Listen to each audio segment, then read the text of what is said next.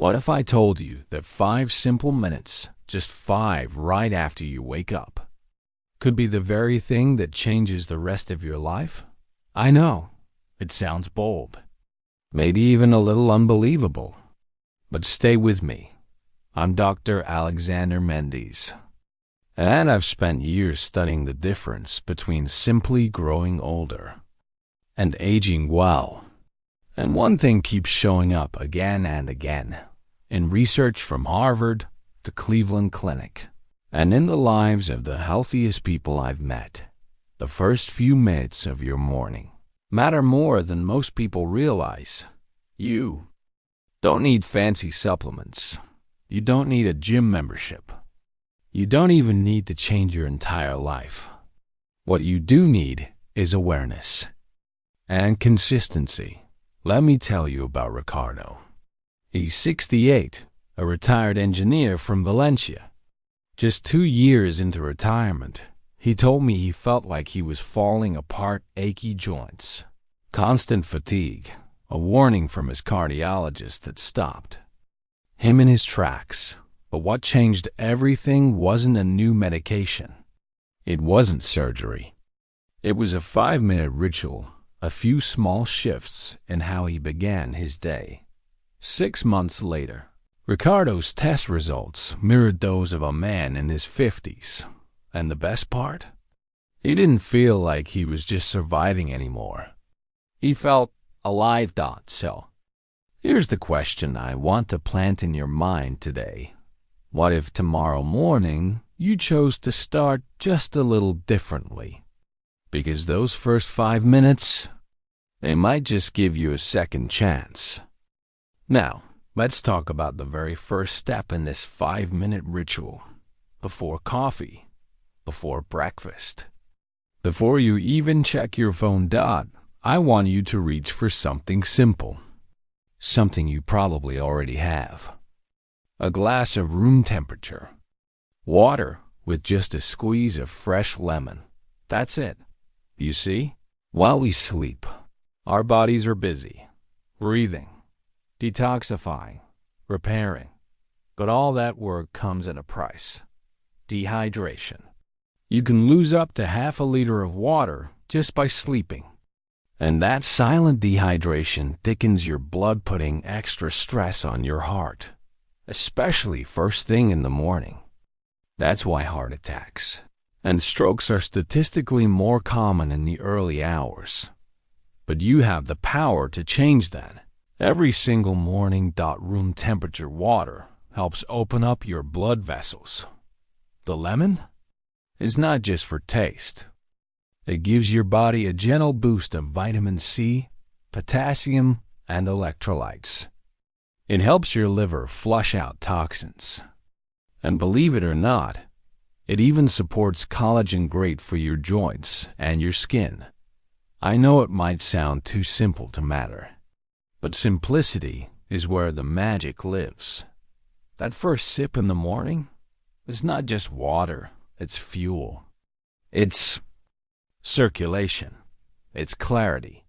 It's saying to your body, I'm with you. Let's do this day right. And if it's the only habit you start with, it's already a powerful one. So, your body's hydrated. That's step 1. But now it's time to wake it up. Not with noise, not with a rush, but with just a minute of gentle, intentional movement. Here's the truth. After lying still all night, your blood settles, especially in your legs. That's why many people feel dizzy or off balance when they first stand. In some cases, it can even lead to blood clots or fainting. The 1 minute, just 60 seconds. That's all it takes to reset your circulation and jumpstart your day with clarity and strength. So here's what I want you to do. Stand tall, feet shoulder width apart. Inhale slowly as you raise your arms above your head. Exhale as you lower them gently. Now, roll your shoulders back 5 times, then forward 5 more. Finally, lift your heels off the floor just a few inches. Hold. Lower. Repeat 10 times. These aren't exercises. They're signals. Signals to your heart, to your brain, to your muscles. We're awake now. Let's move. This tiny ritual gets the blood flowing, sharpens your mind, and reduces your risk of dizziness, stroke, or that sluggish fog. So many of us feel in the morning. And here's something beautiful most people don't know. These movements also activate your lymphatic system, your body's natural detox system. It doesn't have a pump like your heart. It needs you to move. Gently, deliberately. It's not about doing more. It's about doing what matters. And 1 minute of thoughtful motion can change everything. Now that your body is moving, your blood is flowing, and your mind is waking up, it's time to feed the engine. And I'm not talking about a big breakfast or a full plate of pancakes. I'm talking about something your body quietly craves. The most after a long night of fasting: protein. Here's the part many people don't realize, especially after 60. When we wake up, our muscles are already in a slight state of breakdown. It's called catabolism. And if we don't give our bodies the building blocks they need early, we slowly lose muscle, strength, and even balance over time. The research is clear. People over 65 who eat 25 to 30 grams of protein within 30 minutes of waking lose significantly less muscle over the years. It's not about bulking up. It's about holding on to your independence, your energy, your ability to move freely and live fully. So what does that look like? Maybe it's a small whey protein shake, or a bowl of Greek yogurt with a scoop of clean protein powder. Even 4 egg whites with 1 whole egg will do the trick. If you're plant-based, soft tofu or a pea and rice blend protein works beautifully. The key isn't perfection. It's timing. Think of protein in the morning as strength insurance. It helps stabilize your blood sugar, reduces cravings later in the day, and keeps your energy steady. And if you've ever wondered why you're eating healthy but still feel weaker year after year, this might be the missing link. So tomorrow, before the day runs away from you, take that moment. Feed your muscles, fuel your mind, and remind your body it's still strong, still capable, still in the fight. So, you've hydrated, you've moved, and you've fueled your strength. But there's one more thing most people skip until it's too late: mobility. I'm not just talking about flexibility. I'm talking about your ability to move through the day, bending, reaching, standing, walking without pain, without stiffness, without fear. See, as we sleep, the fluid that protects our joints, synovial fluid, thickens. It's nature's way of resting. But if we jump into motion too fast, those joints grind instead of glide. Over time, that creates wear, inflammation, and yes, injury. So here's your fix: 90 seconds. That's all it takes. Start right on the edge of your bed. Rotate your ankles 10 times clockwise, 10 times counterclockwise. Then gently circle your knees. Feel the motion. Don't rush it. Stand. Hold a chair or bed frame and gently sway your torso side to side. Twist left. Twist right. No jerks. Just control. Finally, roll your shoulders backward 10 times, breathing deeply. This isn't a workout. It's a reawakening. Every one of these motions helps lubricate your joints, protect your back, improve balance, and even boost your mood. Yes, mood. Because when your body moves freely, your brain releases endorphins, those feel-good chemicals that fight off that morning fog, loneliness, and even the quiet sadness that sometimes shows up with age. Think of this 90-second ritual as a bridge between rest and action, between stiffness and strength. You don't need to do yoga or hit the gym.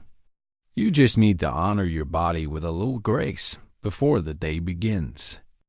Now your body is ready, hydrated, moving, fueled, and fluid.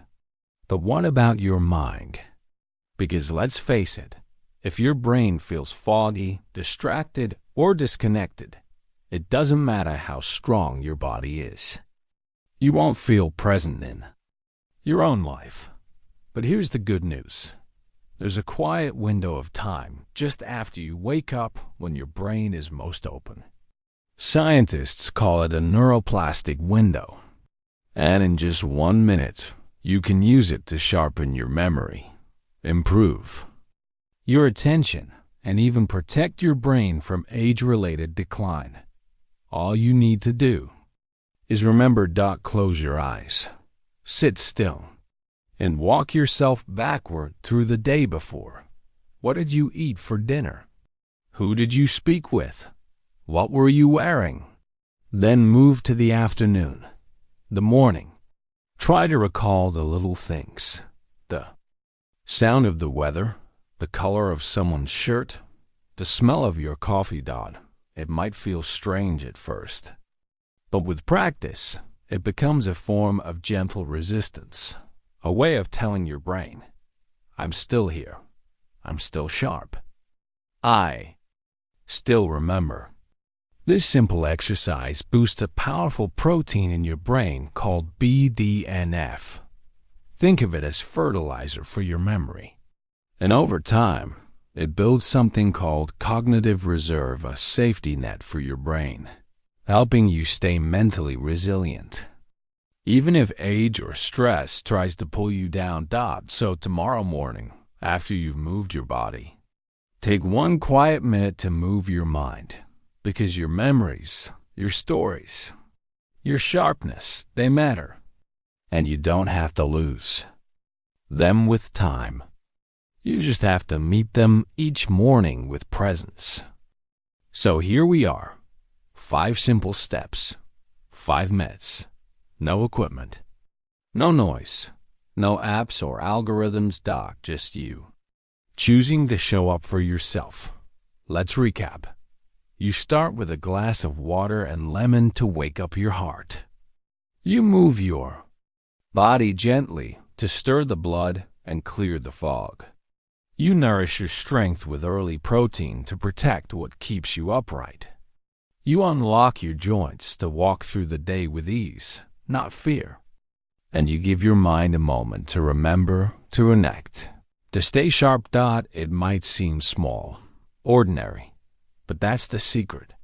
The big changes in life often begin with the quietest rituals. You see, the people who live long, vibrant lives, they don't always have better genes or more money. They have better mornings. They don't wait for health to fall into their laps. They build it every single day, starting with how they rise. And now, that's something you can do too. Tomorrow morning, before the world rushes in, before your phone lights up or the news fills the room, give yourself those 5 minutes. You don't have to do them perfectly. You just have to begin. And if there's someone in your life, a parent, a grandparent, a neighbor you care about, share this with them. You might not just be offering advice. You might be offering another chance at life, because sometimes the most powerful medicine isn't the pill. It's a habit.